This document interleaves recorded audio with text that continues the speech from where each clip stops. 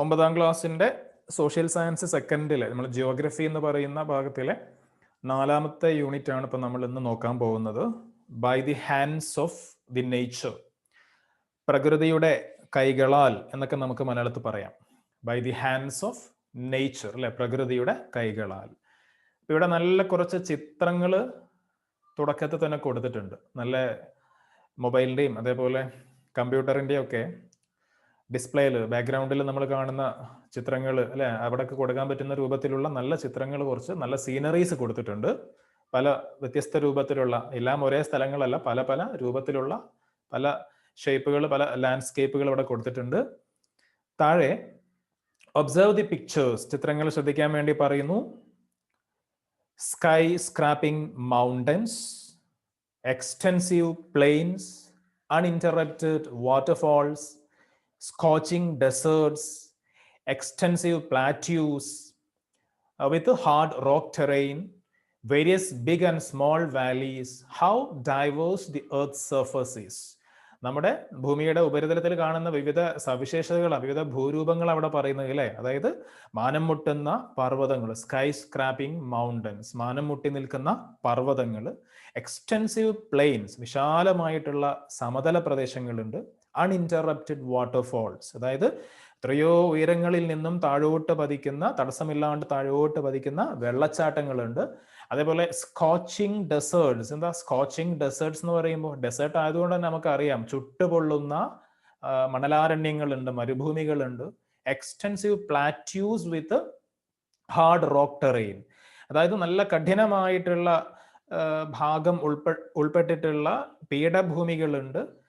അങ്ങനെയുള്ള ഒരുപാട് വ്യത്യസ്തമായിട്ടുള്ള വലുതും ചെറുതുമായിട്ടുള്ള താഴ്വരകളുണ്ട്, അല്ലെ? Various big and small valleys. How diverse the earth surface is. നമ്മുടെ ഭൂമിയുടെ ഉപരിതലം എത്ര വൈവിധ്യമാർന്നതാണ് എന്നാണ് ചോദിക്കുന്നത്. The mountains, valleys, plains, plateaus, waterfalls etcetera forms the various land forms on earth.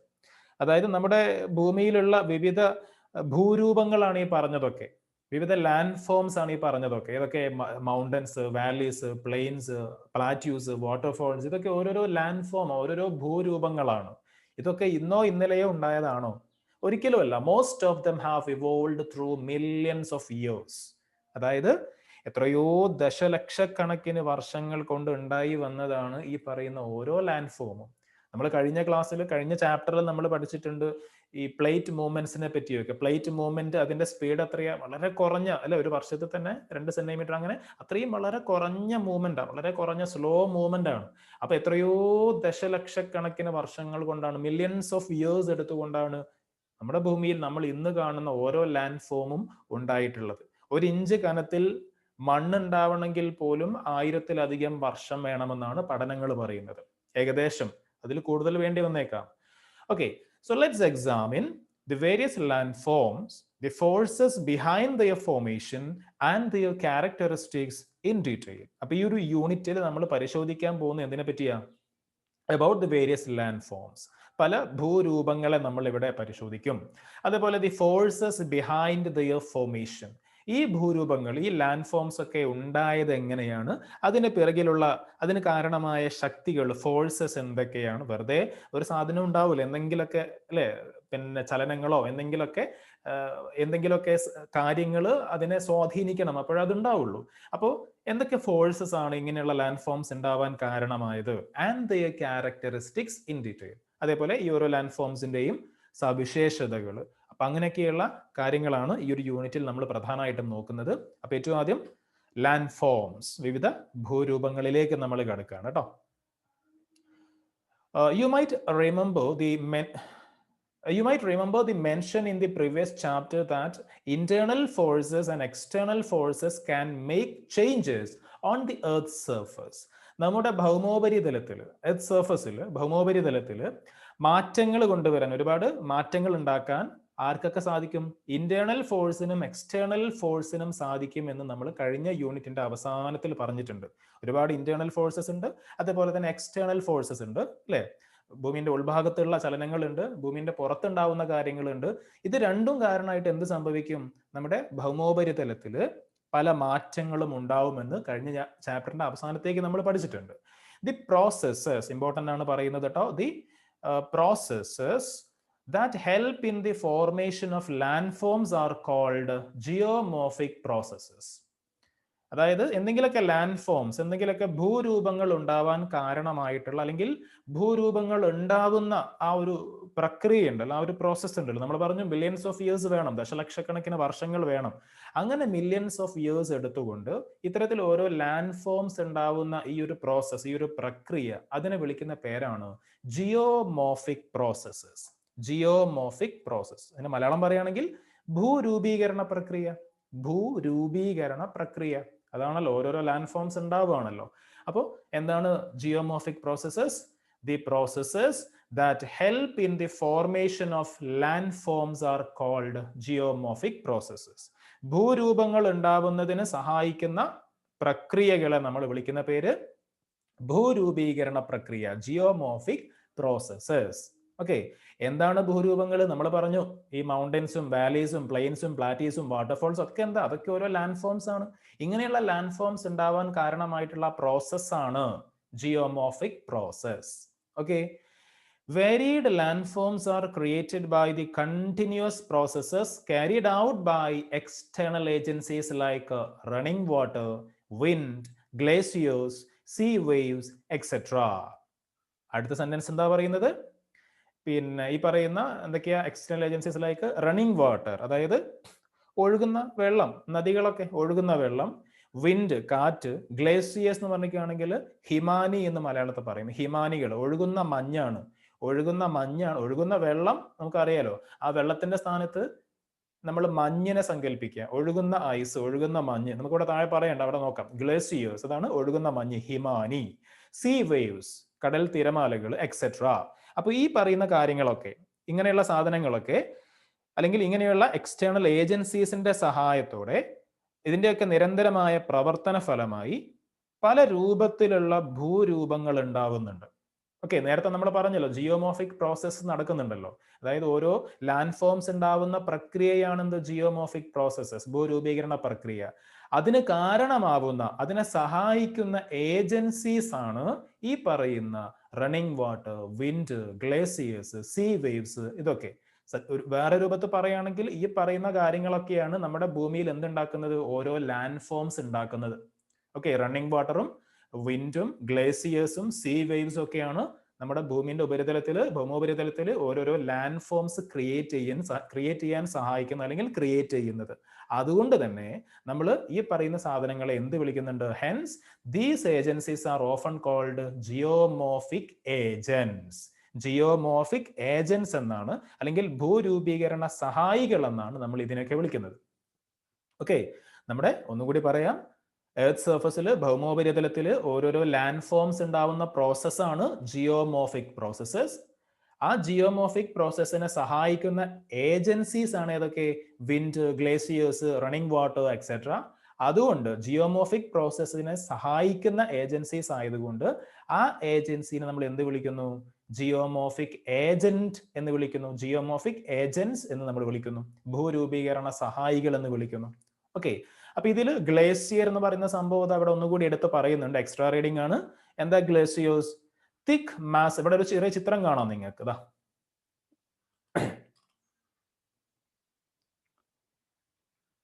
ഈ ഒരു ചിത്രം ഗ്ലേസിയർ നമുക്ക് യൂട്യൂബിലൊക്കെ സെർച്ച് ചെയ്താൽ അതിന് നല്ല നല്ല വീഡിയോസ് കാണാൻ പറ്റും കേട്ടോ. അതായത് thick masses of ice slowly move downhill in snow clad regions.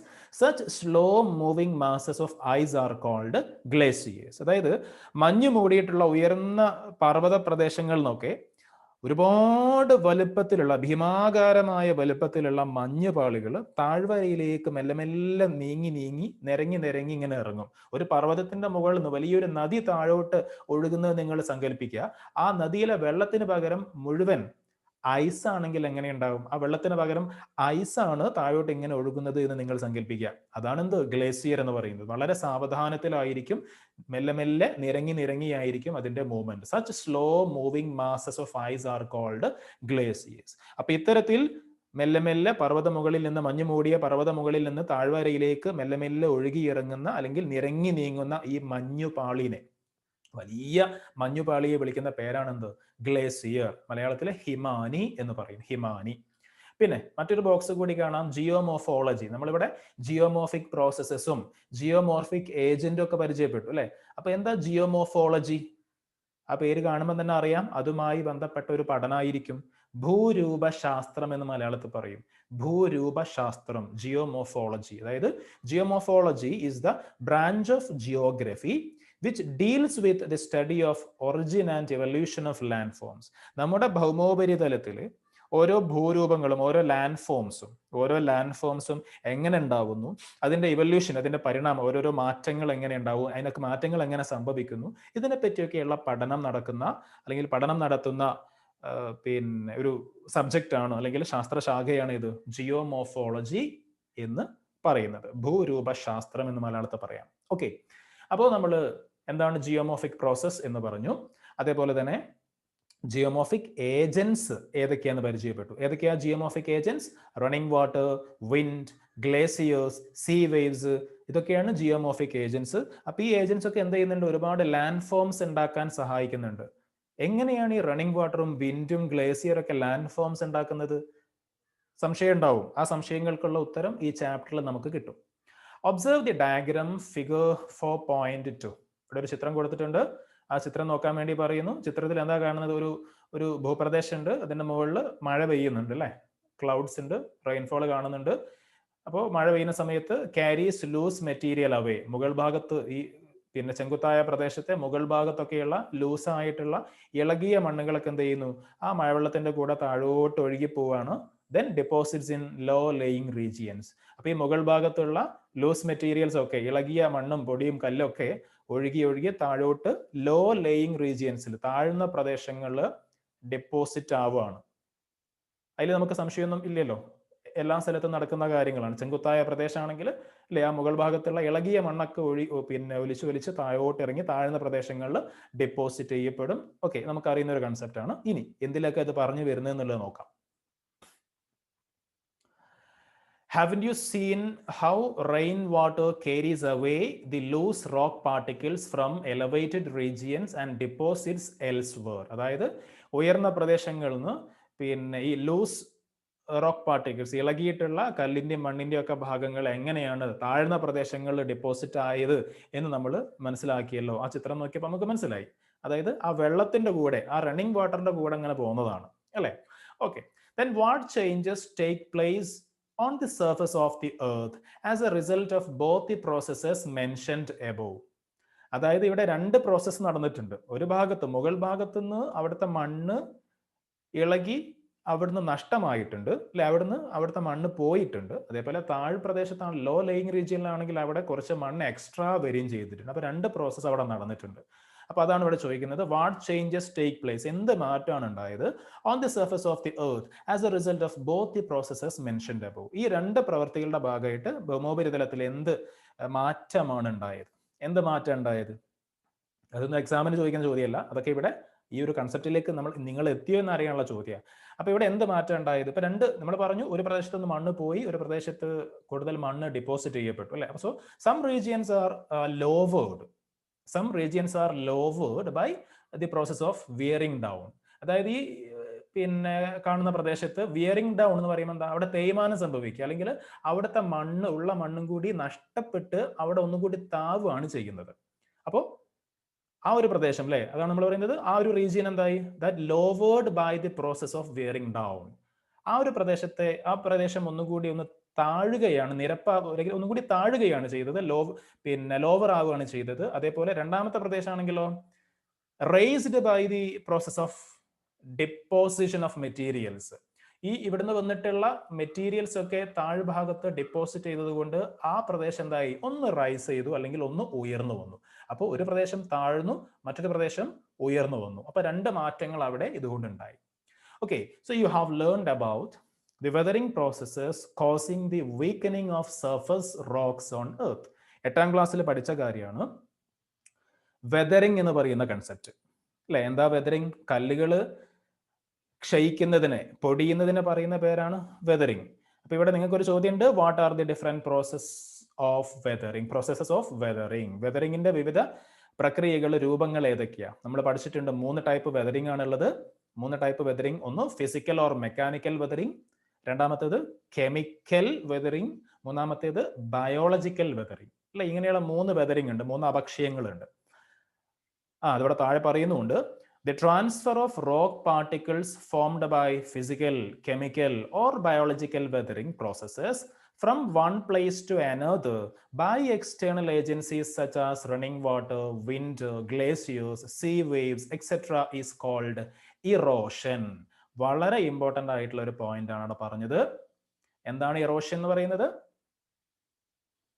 ഇതാ, ഒന്ന് ടെക്സ്റ്റ് ബുക്കിലോ അല്ലെങ്കിൽ നോട്ട്ബുക്കിലൊക്കെ ഒന്ന് പ്രത്യേകം മാർക്ക് ചെയ്യേണ്ട ഒരു പോയിന്റ് ആണ് ഇത്രയും ഭാഗം. എന്താണ് erosion? The transfer of rock particles formed by physical, chemical or biological weathering processes. അതായത് ഈ പറയുന്ന ഏതെങ്കിലും ഒരു രൂപത്തിലാണ് വെതറിംഗ് സംഭവിക്കുക. അപ്പൊ വെതറിംഗ് സംഭവിക്കുമ്പോൾ സ്വാഭാവികമായിട്ടും കല്ല് പൊടിഞ്ഞ് അതിന്റെ കുറച്ച് ചെറിയ പൊടികളും കല്ലിന്റെയും മണ്ണിന്റെയും ഒക്കെ പൊടിപടലങ്ങൾ അവിടെ ഉണ്ടാവും. അപ്പൊ അങ്ങനെ വെതറിംഗിന്റെ ഭാഗമായി ഉണ്ടായിട്ടുള്ള ആ റോക്ക് പാർട്ടിക്കിൾസ് എന്ത് ചെയ്യാണ്? അത് ട്രാൻസ്ഫർ ചെയ്യാണ്, ആ സ്ഥലത്ത് നിന്ന് വേറൊരു സ്ഥലത്തേക്ക് കൊണ്ടുപോവാണ്, മാറ്റപ്പെടുകയാണ്. Okay, transferring from one place to another. ഒരു പ്രദേശത്ത് നിന്ന് വേറെ പ്രദേശത്തേക്ക് മാറ്റപ്പെടുന്നു. എങ്ങനെ? ആരാ കൊണ്ടുപോകുന്നത്? By external agencies such as running water, wind, glaciers, sea waves, etc. is called erosion. അതിനെ വിളിക്കുന്ന പേരാണ് ഇറോഷൻ. അങ്ങനെയാണെങ്കിൽ നമ്മൾ ഇവിടെ നോക്കിയിട്ടുള്ള ഈ ഒരു ചിത്രത്തിൽ ഈ മുകൾ ഭാഗത്ത് സംഭവിച്ചിട്ടുള്ള ആ ഒരു പ്രോസസ്സ് ഉണ്ടല്ലോ, അതിനെ വിളിക്കുന്ന പേരാണ് എന്ത്? ഇറോഷൻ. ഇവിടെയുള്ള മണ്ണും കല്ലും ഒക്കെ എന്ത് സംഭവിച്ചു?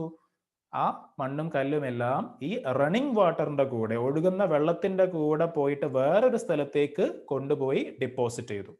അതാണ് ഇവിടെ സംഭവിച്ചത്. അപ്പൊ ഇവിടെ മുകൾ ഭാഗത്ത് സംഭവിച്ച ആ ഒരു പ്രോസസ്, അതിനെ വിളിക്കുന്ന പേരാണെന്ത്? ഇറോഷൻ. മലയാളത്തിൽ അപരദനം എന്ന് പറയും. അപരദനം, ഇറോഷൻ. ഓക്കെ, ക്ലിയർ ആയി എന്ന് വിചാരിക്കുന്നു. These external materials will be deposited in low-lying regions. ഇങ്ങനെ ട്രാൻസ്ഫർ ചെയ്ത് കൊണ്ടുപോകുന്ന ഈ മെറ്റീരിയൽസ്, ഈ റോക്ക് പാർട്ടിക്കിൾസ് ഒക്കെ എന്ത് ചെയ്യും? താഴ്ന്ന പ്രദേശങ്ങളിൽ കൊണ്ടുപോയി ഡിപ്പോസിറ്റ് ചെയ്യും. അത് നമ്മൾ ആ ചിത്രത്തിൽ കണ്ടതാണ്. ഓക്കെ, അപ്പോൾ അതിനെ വിളിക്കുന്ന പേരാണെന്ത്? ഡിപ്പോസിഷൻ. അതിൽ യാതൊരു കൺഫ്യൂഷനും ഉണ്ടാവില്ല എന്ന് വിചാരിക്കും. കാരണം പേരങ്ങനെ തന്നെയാണല്ലോ, ഡിപ്പോസിറ്റ് ചെയ്യുന്നത് ഡിപ്പോസിഷൻ. ഡിപ്പോസിറ്റ് എന്ന് പറയുമ്പോൾ എന്താ? മലയാളത്തിൽ നമുക്ക് നിക്ഷേപണം എന്ന് പറയും. നിക്ഷേപിക്കുക, ഡിപ്പോസിറ്റ് ചെയ്യാണ്. So these materials will be deposited in law laying regions. താഴ്ന്ന പ്രദേശങ്ങളിലാണല്ലോ എല്ലാം വന്ന് അടിയുക, അല്ലേ? അപ്പോൾ ഈ പ്രോസസ്സിനെ വിളിക്കുന്ന പേരാണെന്ത്? ഡിപ്പോസിഷൻ, അല്ലെങ്കിൽ മലയാളത്തിൽ നിക്ഷേപണം എന്ന് പറയും. ഓക്കെ, അപ്പോൾ ഇറോഷൻ ഉണ്ടായിട്ടുണ്ടെങ്കിൽ എന്തുണ്ടാവും? ഡിപ്പോസിഷൻ ഉണ്ടാവും. ഒരു ഭാഗത്ത് ഇറോഷൻ സംഭവിച്ചാലേ മറ്റൊരു ഭാഗത്ത് ഡിപ്പോസിഷൻ സംഭവിക്കുകയുള്ളൂ. ഓക്കെ, അപ്പോൾ ഇറോഷൻ, ഡിപ്പോസിഷൻ ഈ യൂണിറ്റിലെ ഏറ്റവും ബേസ് ആയിട്ടുള്ള 2 കൺസെപ്റ്റുകളാണ്. ഇറോഷനും അപരദനവും, deposition നിക്ഷേപണവും. Okay, now you might have realized that external forces cause both erosion and deposition.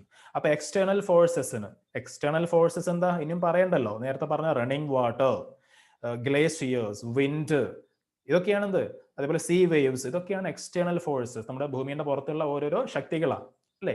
അപ്പൊ ഇങ്ങനെയുള്ള എക്സ്റ്റേണൽ ഫോഴ്സസ് കാരണമായിട്ട് എന്തൊക്കെ ഉണ്ടാവുന്നുണ്ട്? ഇറോഷൻസും ഉണ്ടാവുന്നുണ്ട്, ഡെപ്പോസിഷനും ഉണ്ടാവുന്നുണ്ട്, അപരദനവും നിക്ഷേപണവും ഉണ്ടാവുന്നുണ്ട്. The erosion as well as deposition carried out by external agencies create varied landforms. ഇങ്ങനെയുള്ള external ഏജൻസീസിന്റെ ഭാഗമായി ഈ ഇറോഷൻസും ഡെപ്പോസിഷൻസും ഉണ്ടാവുന്നത് എന്തിന് കാരണമാവുന്നുണ്ട്? ഒരുപാട് ലാൻഡ് ഫോംസ്, നേരത്തെ പറഞ്ഞതുപോലെയുള്ള വാട്ടർഫോൾസ് ആയിക്കോട്ടെ, പ്ലാറ്റ്യൂസ് ആയിക്കോട്ടെ, പ്ലെയിൻസ് ആയിക്കോട്ടെ, അങ്ങനെയുള്ള മൗണ്ടൻസ് ആയിക്കോട്ടെ, ഇങ്ങനെയുള്ള ലാൻഡ് ഫോംസ് ഒക്കെ ഉണ്ടാവാനുള്ള കാരണം ഈ പറയുന്ന എക്സ്റ്റേണൽ ഏജൻസീസിന്റെ ഇറോഷനും അതേപോലെ ഡിപ്പോസിഷനുമാണ്. ഈ 2 ആക്ടിവിറ്റീസ് ആണ്. So let's go through the various land forms created by such processes. അപ്പൊ ഇറോഷന്റെ ഭാഗമായി, ഡിപ്പോസിഷന്റെ ഭാഗമായിട്ട് ഉണ്ടായിട്ടുള്ള വിവിധ ലാൻഡ് ഫോംസ്, ഭൂരൂപങ്ങൾ ഏതൊക്കെയാണ് എന്ന് നമ്മൾ ഇങ്ങനെ നോക്കാൻ പോവാണ്. അതെങ്ങനെയാണ് ഉണ്ടാവുന്നത്, അതൊക്കെയാണ് നമ്മൾ ഇനി നോക്കാൻ പോകുന്നത്.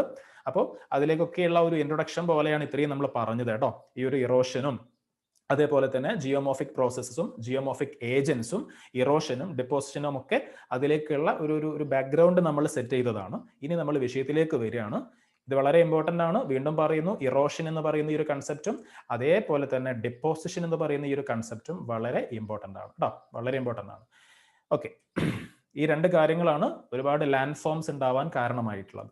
അപ്പോൾ ഏറ്റവും ആദ്യം along the river banks, നദിയുടെ തീരത്തുകൂടെ, നദിക്കരയിലൂടെ നമ്മൾ ഇങ്ങനെ പോവാണ്. Okay, along the river banks. River എന്ന് പറയുമ്പോൾ നമുക്കറിയാലോ എന്താ, അത് റണ്ണിങ് വാട്ടർ ആണ്, ഒഴുകുന്ന ജലമാണ് നദിയിൽ, അല്ലേ? അപ്പോ along the river banks. Rivers originate from the springs at high altitudes. അതായത് ഉയർന്ന പ്രദേശങ്ങളിലുള്ള പിന്നെ നീരുറവകളിൽ നിന്നാണ് നദി ഉണ്ടാകുന്നത്. സ്പ്രിങ്സ്, നീരുറവ. ഓക്കെ, ഉയർന്ന പ്രദേശം, മലമുകളിലൊക്കെയുള്ള ഉയർന്ന പ്രദേശങ്ങളിലുള്ള പർവ്വത പ്രദേശങ്ങളിലൊക്കെയുള്ള ചെറിയ സ്പ്രിങ്സ് എന്നാണ് വലിയ നദികൾ ഉത്ഭവിക്കുന്നത്.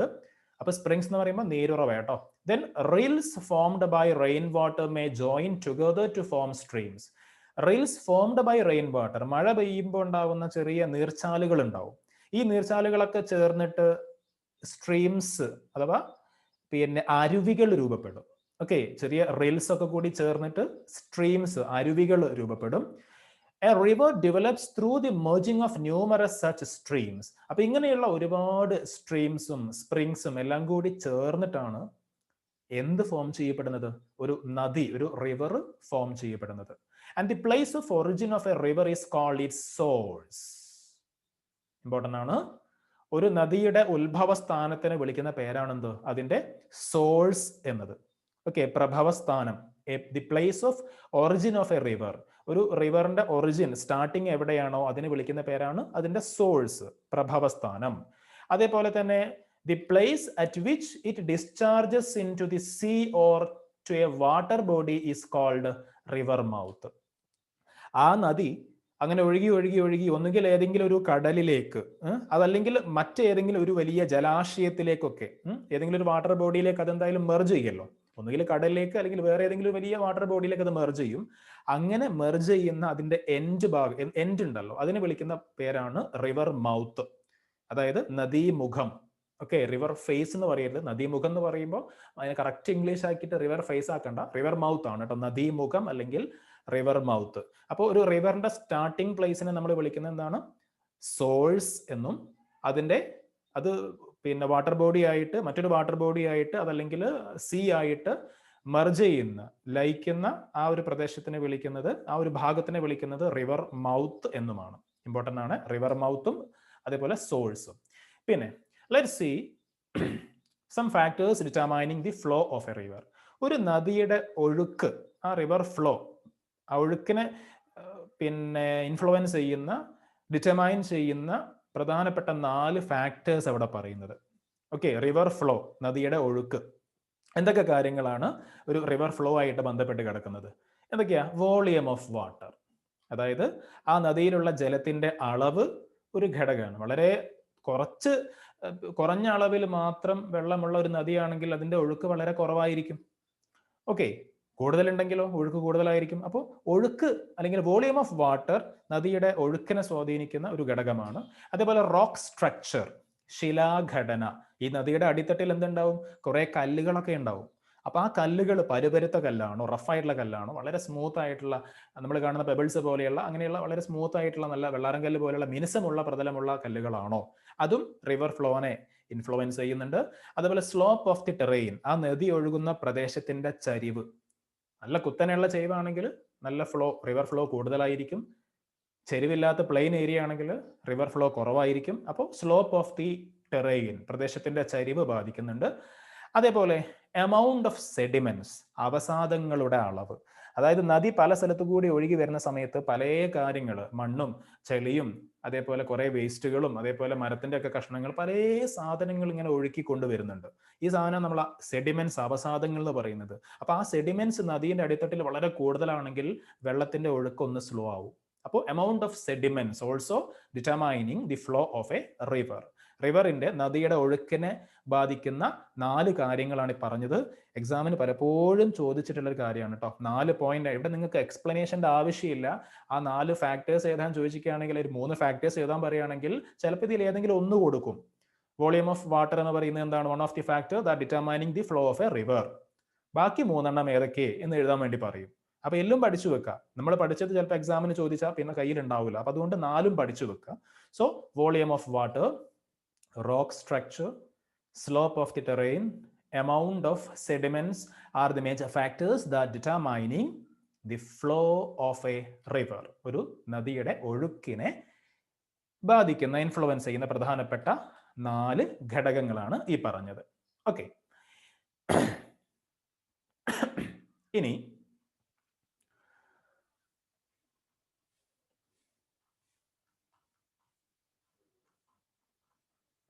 ഇവിടെ നിങ്ങൾക്ക് കാണാം, the course of a river can generally be divided into 3 stages based on the difference in slope from its source to mouth. അതായത് പിന്നെ ഈ നദിയുടെ സ്റ്റാർട്ടിംഗ് പ്ലേസ് നമ്മൾ പറഞ്ഞല്ലോ സോഴ്സ് ആണ്, അതിന്റെ എൻഡിങ് ഏതാ? റിവർ മൗത്ത് ആണ്. അപ്പൊ ഈ സോഴ്സ് മുതൽ റിവർ മൗത്ത് വരെയുള്ള ഭാഗത്തെ നമുക്ക് 3 ഭാഗമാക്കി തിരിക്കാം.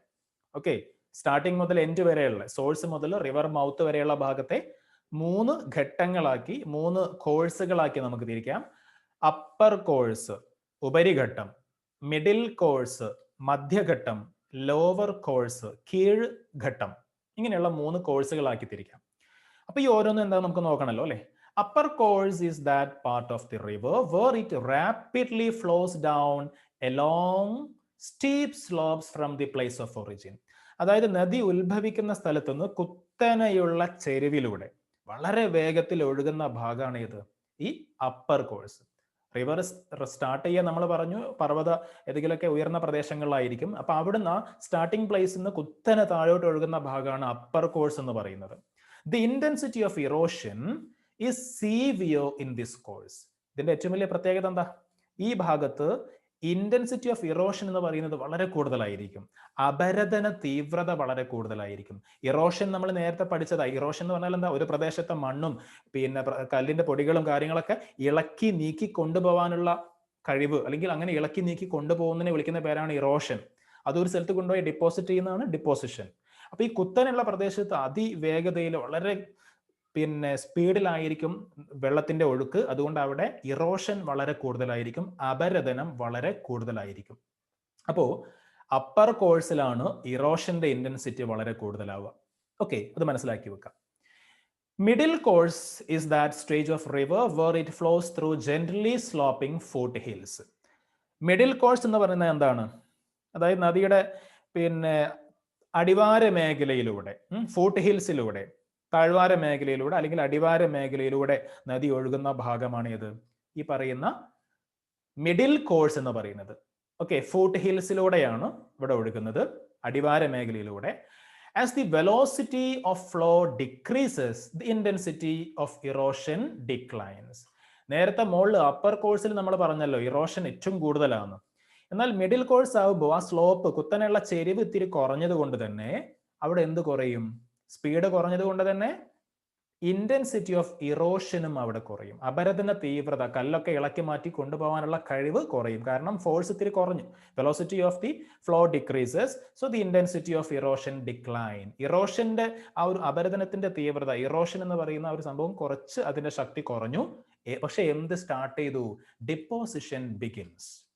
ഓക്കെ, അതായത് അപ്പർ കോഴ്സ് എന്നൊക്കെ കൊണ്ടുവന്നിട്ടുള്ള സാധനങ്ങൾ ഇവിടെ കുറേശ്ശെയായിട്ട് ഈ മിഡിൽ കോഴ്സിൽ റിവറിന്റെ അടിത്തട്ടിൽ നിക്ഷേപിക്കാൻ തുടങ്ങി. കാരണം സ്പീഡ് കുറഞ്ഞു. അപ്പൊ ഭാരം കൂടിയ കല്ലുകളും കാര്യങ്ങളൊക്കെ ഈ മിഡിൽ കോഴ്സിൽ ഡിപ്പോസിറ്റ് ചെയ്യാൻ തുടങ്ങി.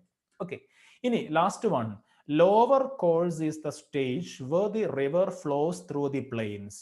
ലോവർ കോഴ്സ് എന്ന് പറയുമ്പോൾ ഏറ്റവും താഴെയുള്ള ഭാഗമാണ്. സമതലങ്ങളിലൂടെ, നിരപ്പായ പ്രദേശത്തുകൂടെ നദി ഒഴുകുന്ന ഭാഗമാണ് ലോവർ കോഴ്സ്. അതുകൊണ്ട് തന്നെ അവിടെ എന്തുണ്ടാവില്ല? ഇറോഷൻ ഉണ്ടാവില്ല. പക്ഷെ എന്ത് കൂടുതലായിരിക്കും? ഡിപ്പോസിഷൻ വളരെ കൂടുതലായിരിക്കും. കാരണം മുകളിൽ നിന്ന് അപ്പർ കോഴ്സ് നിന്നും മിഡിൽ കോഴ്സ് നിന്നും ഒക്കെ കൊണ്ടുവന്നിട്ടുള്ള ഇറോഷന്റെ ഭാഗമായി നദിയിലൂടെ ഒഴുകി വരുന്ന കല്ലും മണ്ണും ചെളിയും സെഡിമെന്റ്സ് ഒക്കെ അവസാനം എവിടെയാ ഡിപ്പോസിറ്റ് ചെയ്യുക? ഈ ലോവർ കോഴ്സിലാണ്. കാരണം അവിടെ വളരെ സാവധാനമാണ് ഒഴുകുന്നത്. അതുകൊണ്ട് അവിടുന്ന് വേറെ സ്ഥലത്തേക്ക് പോകാനില്ല. അപ്പൊ എല്ലാം അവിടെ ഡിപ്പോസിറ്റ് ചെയ്യപ്പെടും. So lower course is the stage where the river flows through the plain. സമതലങ്ങളിലൂടെ ഒഴുകുന്ന ഭാഗമാണ്.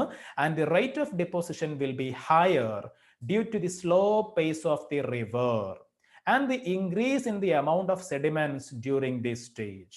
അപ്പൊ ഇവിടെ ഡിപ്പോസിഷൻ വളരെ കൂടുതലായിരിക്കും. കാരണം അതിന്റെ വേഗത, റിവറിന്റെ വേഗത, ഫ്ലോ വളരെ കുറവാണ്. അതുകൊണ്ട് ഡിപ്പോസിഷൻ വളരെ കൂടും.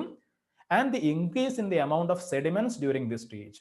അങ്ങനെ വേഗത കുറയാനുള്ള മറ്റൊരു കാരണം എന്താ? ധാരാളം സെഡിമെന്റ്സ്, ഈ ഒഴുക്കിക്കൊണ്ടുവരുന്ന സാധനങ്ങളൊക്കെ അവിടെ ഡിപ്പോസിറ്റ് ചെയ്യാണ്. അതുകൊണ്ട് അതിന്റെ വേഗത കുറയും. മാത്രമല്ല പ്ലെയിൻ ഏരിയയാണ്, നിരപ്പായ പ്രദേശമാണ്, അതുകൊണ്ടും വേഗത കുറയും. അപ്പോൾ upper course, middle course, lower course മൂന്ന് നമ്മൾ നോക്കി. ആ പറഞ്ഞ കാര്യങ്ങൾ ഒന്നുകൂടി പെട്ടെന്ന് മനസ്സിലാവുന്ന രൂപത്തിൽ ഇതാ ഇവിടെ ഒരു ബോക്സ് കൊടുത്തിട്ടുണ്ട്. വളരെ ഇമ്പോർട്ടൻ്റ് ആണ്. അപ്പർ കോഴ്സ് ഒരു ചിത്രം സഹിതം ഏറ്റവും ചെങ്കുത്തായ പ്രദേശമാണ് ഇത് അപ്പർ കോഴ്സ് അല്ലേ. പിന്നെ അടുത്തത് കുറച്ച് സ്ലോപ്പ് കുറഞ്ഞ ഭാഗമാണ് മിഡിൽ കോഴ്സ്, ഏറ്റവും താഴെ ലോവർ കോഴ്സ്. അപ്പോൾ നോക്കാം എന്താണ് ഓരോന്നിൻ്റെയും പ്രത്യേകത. അതും കൂടി നോക്കിയിട്ട് ഈ ഒരു ക്ലാസ് നമുക്ക് എന്ത് ചെയ്യാം, കൺക്ലൂഡ് ചെയ്യാം.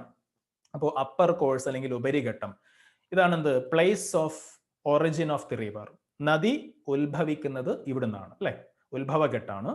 And river flows through steep slopes, ചെങ്കുത്തായ കുത്തനെയുള്ള ചെരിവിലൂടെയാണ് നദി ഒഴുകുന്നത്. അതുകൊണ്ട് തന്നെ ഇന്റൻസ് റേറ്റ് ഓഫ് ഇറോഷന്റെ അല്ലെങ്കിൽ അപരദനത്തിന്റെ തീവ്രത വളരെ കൂടുതലാണ്. നോ ഡിപ്പോസിഷൻ, അവിടെ എന്തില്ല, അവിടെ ഒന്നും ഡിപ്പോസിറ്റ് ചെയ്യുന്നില്ല. കാരണം എന്താ, കുത്തനെയുള്ള പ്രദേശമാണ്, അവിടെ ഡിപ്പോസിറ്റ് ചെയ്യാൻ കഴിയില്ല. എല്ലാം ആ വെള്ളത്തിന്റെ കൂടെ ഒഴുകി ഒഴുകി താഴോട്ട് പോരാണ് ചെയ്യുക, ഒന്നും ആ നദിയുടെ അടിത്തട്ടിൽ ഡിപ്പോസിറ്റ് ആവൂല. Then next one, land forms such as Valley, waterfall etcetera are seen. പ്രത്യേകം ശ്രദ്ധിക്കേണ്ട ഒരു പോയിന്റ് ആണ്. ലാൻഡ് ഫോംസ് ഏതൊക്കെ ലാൻഡ് ഫോംസ്?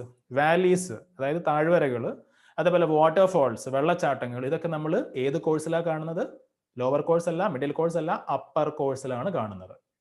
ഓക്കെ, ഇനി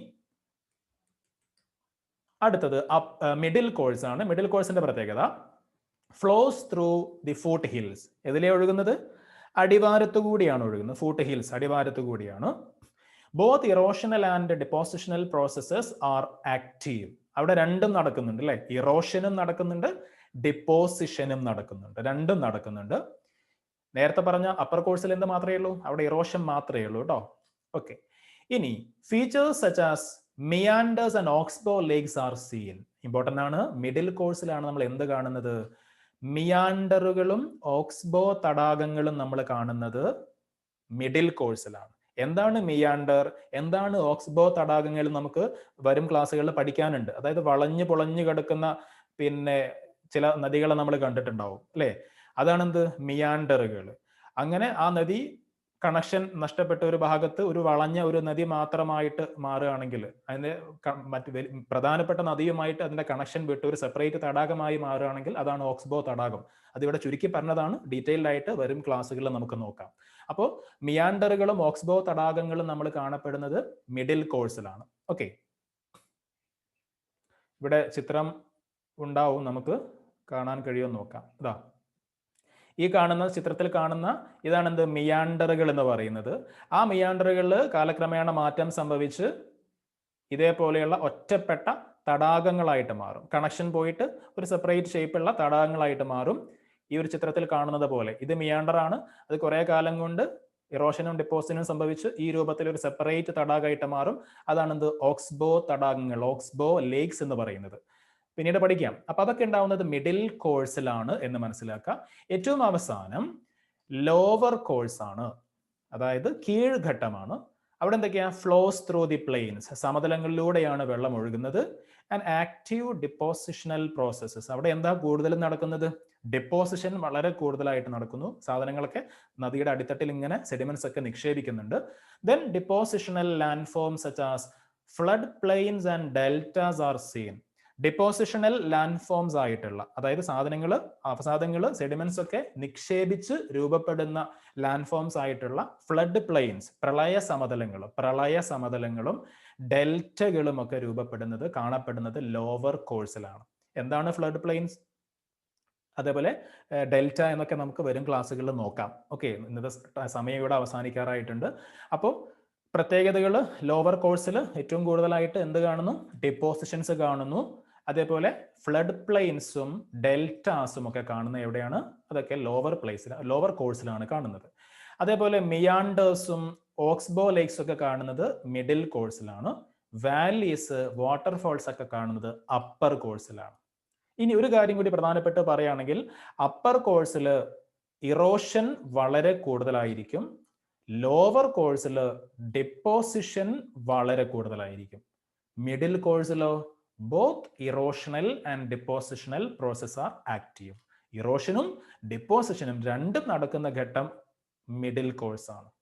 ഓക്കെ, അപ്പോൾ പ്രധാനമായിട്ടും നമുക്ക് എന്ത് ചെയ്യാം, ഇന്നത്തെ ക്ലാസ് ഇത്രയും പറഞ്ഞുകൊണ്ട് നിർത്താം. അപ്പോൾ എന്തൊക്കെ കാര്യങ്ങളാണ് നമ്മൾ നോക്കിയെന്നുള്ള ആദ്യം മുതൽ ഒന്ന് ഓടിച്ചു പോവുകയാണെങ്കിൽ, ലാൻഡ് ഫോംസ് ഉണ്ടാവാൻ കാരണമായിട്ടുള്ള ജിയോമോർഫിക് പ്രോസസ്സസ്, ജിയോമോർഫിക് ഏജൻസ് ഏതൊക്കെയാണ് എന്ന് നമ്മൾ നോക്കി. അതിനുശേഷം എന്താണ് പിന്നെ ഇറോഷൻ, അതേപോലെ എന്താണ് ഡിപ്പോസിഷൻ, അതേപോലെ the factors determining the flow of a river, അതേപോലെ തന്നെ റിവർ കോഴ്സിലെ 3 ഡിഫറെന്റ് കോഴ്സസ് നമ്മൾ പറഞ്ഞു. അതിൻ്റെ റിവർ സോഴ്സ് മുതൽ റിവർ മൗത്ത് വരെയുള്ള 3 ഡിഫറെന്റ് സ്റ്റേജസ് കോഴ്സസ് നമ്മൾ പറഞ്ഞു. Upper course, middle course, lower course.